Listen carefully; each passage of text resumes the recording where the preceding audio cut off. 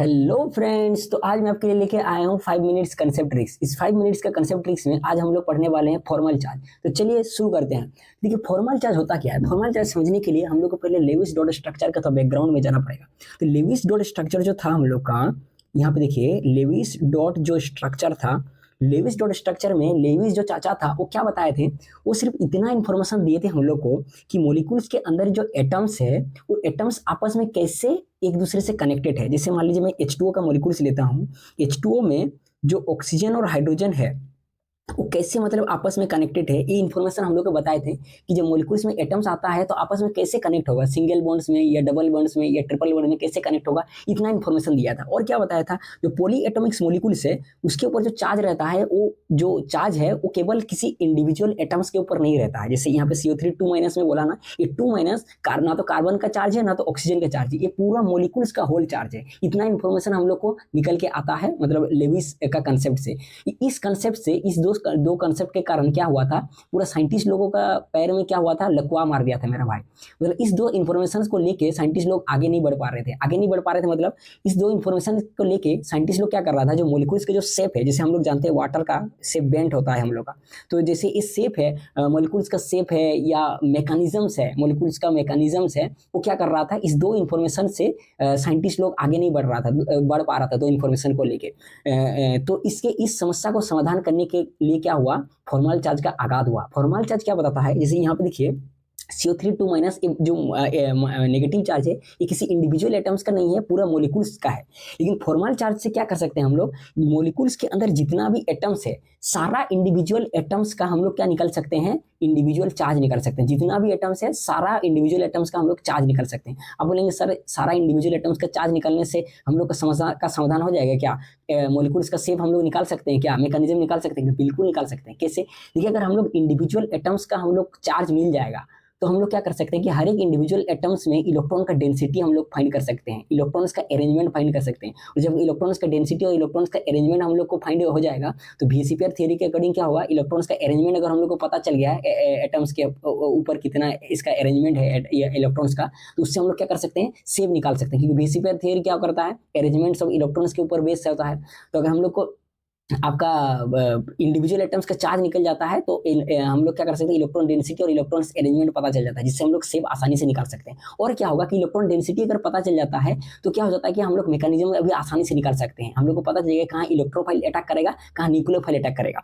इससे अगर हम लोग को चार्ज मिल जाता है इंडिविजुअल एटम्स का तो हम लोग क्या कर सकते हैं, उससे अपना रेजोनेंस भी हम लोग कर सकते हैं। तो फॉर्मल चार्ज इतना सारा प्रॉब्लम को सोल्यूशन कर सकता है, इसलिए फॉर्मल चार्ज का क्या हुआ, आगाज हुआ। तो बोलेंगे सर बहुत बकर बकर कर दिए, अभी बता के दिखाइए, यहाँ पे डाल के देखिए, घुसड़ के दिखाइए हम लोग को फॉर्मल चार्ज कैसे हम लोग निकालते हैं। तो देखिए मैं आपको बताता हूँ कि फॉर्मल चार्ज हम लोग कैसे निकालेंगे। तो देखिए फॉर्मल चार्ज निकालने के लिए आपके NCERT में बहुत सारा एक फॉर्मूला दिया है, लेकिन उस फॉर्मूला का एक प्रो वर्जन में आपके लिए लॉन्च कर दिया हूँ। ये फॉर्मूला से क्या कर सकते हैं हम लोग, जो आपका फॉर्मल चार्ज है विदिन सेकंड में निकाल सकते हैं। क्या फॉर्मल चार्ज का फॉर्मूला है, फॉर्मल चार्ज निकालने के लिए देखिए, total number of valence electron in the free atom. Free atom मतलब जब बॉन्ड नहीं बना है, फ्री एटम्स में, फ्री स्टेट में जब एटम्स रहता है उसमें उसका total number of valence electron कितना है, minus number of dots minus number of lines. आपको याद रखना है फॉर्मल चार्ज, फिर से रिपीट कर, formal charge equal to total number of valence electrons in the free atom minus number of dots minus number of lines. Formula पढ़ के आपको कुछ भेजा में आपको कुछ घुसेगा नहीं। चलिए इसको हम लोग मतलब डाल के देखते हैं, तब आपको पूरा अच्छा से समझ में आएगा फॉर्मूला। देखिए फॉर्मल चार्ज हम लोग अगर निकालेंगे, यहाँ पे देखिए ओजोन मॉलिक्यूल्स है,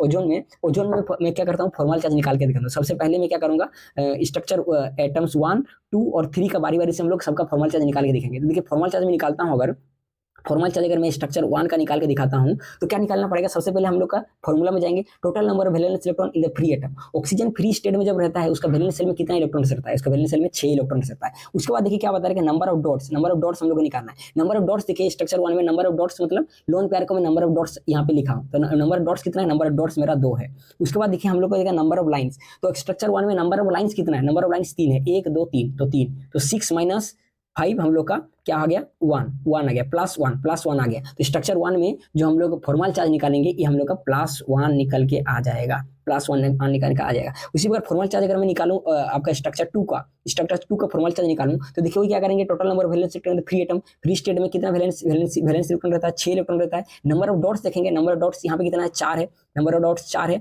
और नंबर ऑफ लाइंस कितना है, नंबर ऑफ लाइंस देखिए 2 है, नंबर ऑफ लाइंस 2 है। तो क्या है यहाँ पे देखिए निकालेंगे 6 - 6 तो 0 निकल के आ जाएगा। तो यहाँ पे मेरा फॉर्मल चार्ज निकल के आएगा 0। और स्ट्रक्चर 3 में अगर मैं फॉर्मल चार्ज निकालूं स्ट्रक्चर 3 में तो वैलेंस इलेक्ट्रॉन कितना है ऑक्सीजन का 6 है। उसके बाद देखेंगे हम लोग नंबर ऑफ डॉट्स कितना है, नंबर ऑफ डॉट्स देखिए कितना है 1 2 3 4 5 6 है, नंबर ऑफ डॉट्स 6 और नंबर ऑफ लाइंस कितना है 1। तो हम लोग यहाँ पे निकलेंगे 6 - 7 तो मेरे को निकल के आ जाएगा -1।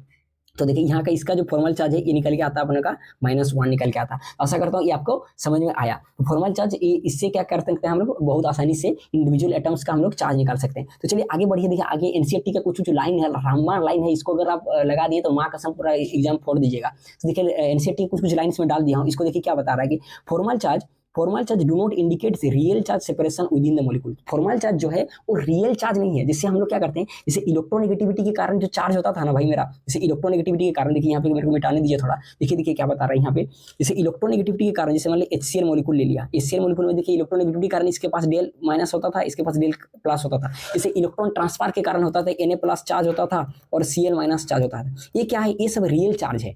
लेकिन ये चार्ज जो फॉर्मल चार्ज हम लोग लिखते हैं ना +1 - 1, ये रियल चार्ज नहीं है। तो सर क्या है यहाँ पे, क्या झक मारा रहा है, क्या रियल चार्ज नहीं तो क्या चार्ज है। तो देखिए ये क्या डिनोट करता है, ये डिनोट करता है कि मॉलिक्यूल्स के अंदर जितना भी एटम्स है उस एटम्स का वैलेंस सेल में इलेक्ट्रॉन का डेंसिटी, मतलब इलेक्ट्रॉन्स के बारे में बताता है कि वैलेंस सेल में कितना इलेक्ट्रॉन्स प्रेजेंट है, उसका डेंसिटी के बारे में मतलब ज्यादा इंफॉर्मेशन देता है। इसके लिए हम लोग क्या करते हैं, इस फॉर्मल चार्ज का जो +1 - 1 है, ये क्या करता है, ये दर्शाता है डेंसिटी दर्शाता कि मॉलिक्यूल्स के अंदर जितना भी एटम्स है उसका वैलेंस सेल में उसका डेंसिटी को दर्शाता है। कि क्या क्या बोलना चाह रहे हैं सर, कुछ समझ में नहीं आ रहा, चलिए मैं आपको समझा के दिखाता हूँ क्या है।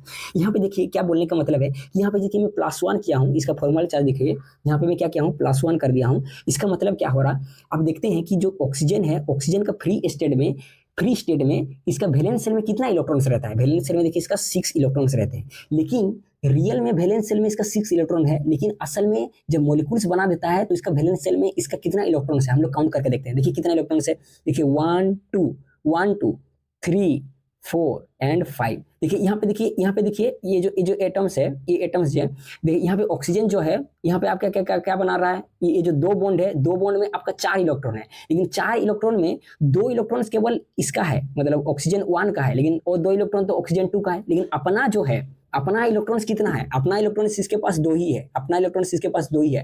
तो देखिए 6 इलेक्ट्रॉन होना चाहिए था, लेकिन वैलेंस इलेक्ट्रॉन में अपना खुद का कितना इलेक्ट्रॉन प्रेजेंस है, 5 ही इलेक्ट्रॉन प्रेजेंस है, 1 2 3 4 एंड 5। ये इलेक्ट्रॉन्स तो इस 3 वाला स्ट्रक्चर का एटम्स है, इसका अपना ए वाला इलेक्ट्रॉन्स, तो 5 इलेक्ट्रॉन्स प्रेजेंट है। 6 इलेक्ट्रॉन्स होना चाहिए था, 5 इलेक्ट्रॉन्स प्रेजेंट है, तो 1 इलेक्ट्रॉन्स कम है। तो 1 इलेक्ट्रॉन्स कम होने के कारण इसको क्या करते हैं हम लोग +1 हम लोग इंडिकेशन करते हैं। तो आपको भी समझ में आया कि फॉर्मल चार्ज क्या करता है, हम लोग बताते हैं वैलेंस सेल में कितना इलेक्ट्रॉन प्रेजेंस है। जैसे इस इलेक्ट्रॉन को देखिए, थर्ड वाला इलेक्ट्रॉन्स में वैलेंस सेल में कितना इलेक्ट्रॉन्स होना चाहिए, फ्री स्टेट में इलेक्ट्रॉन्स का 6 इलेक्ट्रॉन होना चाहिए, लेकिन यहाँ पे है कितना, काउंट करें देखिए 1 2 3 4 5 6 7, अपना 7 इलेक्ट्रॉन्स है। तो 7 इलेक्ट्रॉन्स है, 6 इलेक्ट्रॉन होना चाहिए, 7 इलेक्ट्रॉन्स हो गया। तो 1 इलेक्ट्रॉन्स बढ़ने के कारण हम लोग क्या करें, इसको माइनस चार्ज दे दी। इसी प्रकार 2 नंबर स्ट्रक्चर में देखिए कितना इलेक्ट्रॉन्स है, इसमें देखिए 6 इलेक्ट्रॉन्स होना चाहिए, लेकिन यहाँ पे कितना इलेक्ट्रॉन्स है, 1 2 3 4 5 एंड 6, अपना 6 इलेक्ट्रॉन्स है। तो 6 इलेक्ट्रॉन्स होना चाहिए वैलेंस सेल में और 6 इलेक्ट्रॉन है, इसलिए इसमें क्या है, जो आपका फॉर्मल चार्ज है वो 0 है। आशा करता हूँ आपको समझ में आया। तो चलिए नेक्स्ट क्वेश्चन हम लोग नेक्स्ट लाइन रीडिंग करते हैं। नेक्स्ट लाइन में क्या बता देखिए, formal charge help in the selection of lowest energy structure.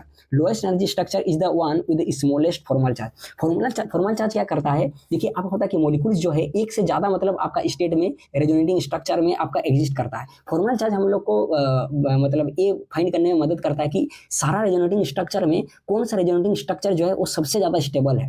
और वो कैसे पता चलेगा, सबका फॉर्मल चार्ज निकालेंगे, जिसका फॉर्मल चार्ज का मैग्नीट्यूड सबसे लोएस्ट निकल के आएगा वो जो हम लोग का रेजोनेटिंग स्ट्रक्चर है वो सबसे स्टेबल होगा। अभी समझ में नहीं आया ना, देखिए एग्जांपल से समझ आता हूँ। जैसे मतलब HCl मॉलिक्यूल लेता हूँ मैं, HCl का मॉलिक्यूल लेता हूँ, देखिए यहाँ पे ऐसे कर सकते, ऐसे इस स्ट्रक्चर में भी HCl एग्जिस्ट कर सकता है, और आपका HCl ऐसे भी एग्जिस्ट करता है, ऐसे भी एग्जिस्ट करता है, ऐसे भी एग्जिस्ट करता है।